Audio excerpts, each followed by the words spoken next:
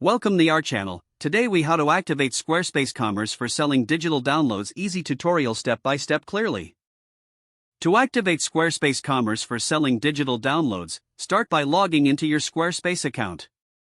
Select the website where you want to enable digital downloads. In the left-hand menu, click on Commerce. If you haven't already, you'll need to choose a commerce plan that supports digital selling. Click on Settings in the Commerce section. Find the option labeled Payments and connect your payment processor. Options include Stripe and PayPal, which you must set up to receive payments. Next, navigate to Products in the left-hand menu.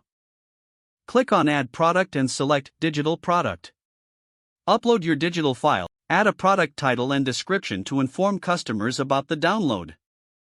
Set a price for your digital product, ensuring it's competitive. Adjust the inventory settings, indicating that it's a digital product and doesn't require physical tracking. In the SEO section, add keywords and a product slug to enhance search visibility. Now, check the download settings to customize the download link's availability. After reviewing all details, click Save to publish your digital product. Go back to your site to ensure your digital product appears correctly in the store. Finally, test the purchasing process by placing an order to confirm everything works smoothly. You're now ready to sell digital downloads through Squarespace. If the page does not load, refresh the browser or try again in a private or incognito window. Make sure you are using the correct email address, then retype it carefully to avoid small typos. If your password is not accepted, use the reset option and create a new strong password you can remember. Check your spam folder for verification or security emails, then complete any requested confirmation steps. Enable two-factor authentication if available to improve account security and reduce unauthorized access risk. After signing in, review your profile details so your contact information and settings are accurate and current.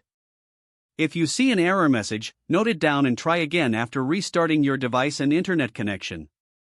Log out when you finish, especially on shared devices, to keep your account and payment information secure.